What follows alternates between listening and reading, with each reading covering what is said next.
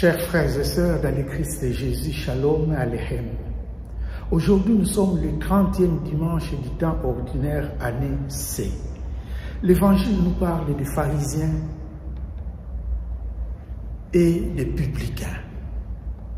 Ces deux hommes sont allés au temple. Les pharisiens parlent de ses qualités, de tout ce qu'il fait. On dit d'abord, il était debout pour montrer sa proximité vers Dieu. Il priait et il dit dans sa prière, il dit la vérité, il jeûne 2 fois par semaine. Il jeûne 2 fois par semaine. Il donne la dîme. Bref, c'est un homme juste, comblé. Le publicain, quant à lui, on dit que c'était né à distance. Il reconnaît qu'il est voleur, injuste, adultère. C'est pour ça qu'il se frappe la poitrine. Aie pitié de moi, pécheur. Il n'ose pas, on dit clairement, il n'ose pas lever les yeux vers le Seigneur. Il se reconnaît dans sa petitesse. Chers frères et sœurs, le publicain reconnaît son impuissance. Il est pécheur, c'est clair. Tout le monde savait que le publicain c'est un pécheur, un mauvais. Seigneur, montre-toi favorable au pécheur que je suis. Montre-toi favorable au pécheur que je suis. La prière du publicain. Chers frères et sœurs, rappelons-nous, ce ne sont pas ceux qui me disent Seigneur, Seigneur qui entreront dans le royaume des cieux, mais ceux qui font la volonté de mon Père. Oui. Notre conversion compte devant Dieu. Saint Paul, le persécuteur, le blasphémateur, n'est-il pas devenu homme juste? C'est lui que les chrétiens fouillaient, mais à cause de sa conversion sincère, il est devenu le vrai disciple de Jésus et même apôtre de Jésus. Et dans la première lecture, on nous dit ceci, celui dont le service est agréable à Dieu sera bien accueilli.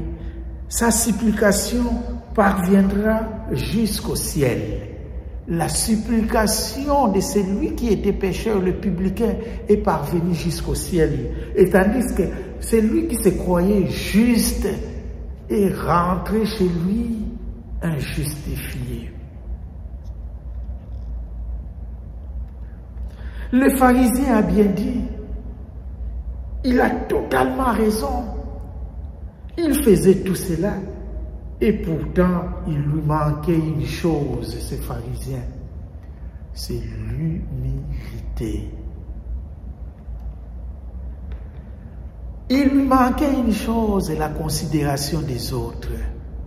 Chers frères et sœurs, on attend aujourd'hui dans un monde multiculturel où on trouve tant de religions, tant de mouvements religieux qui se battent entre eux, qui critiquent les autres, qui ne se mettent pas ensemble. Il y a des mouvements qui pensent qu'ils sont plus proches de Dieu, certains même qui envoient les autres à l'enfer, certains pensent même que dans leur religion on va tout droit au ciel et quand on est dans telle religion on va à l'enfer. Chers frères et sœurs, Dieu sonde les cœurs. Quelle est notre approche? Comment nous nous approchons à ces dieux-là?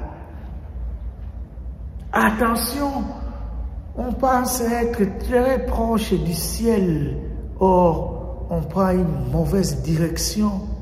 C'est Dieu seul qui justifie. Alors faisons attention, chers frères et sœurs.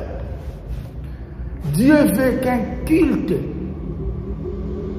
extérieur puisse être aussi le culte intérieur.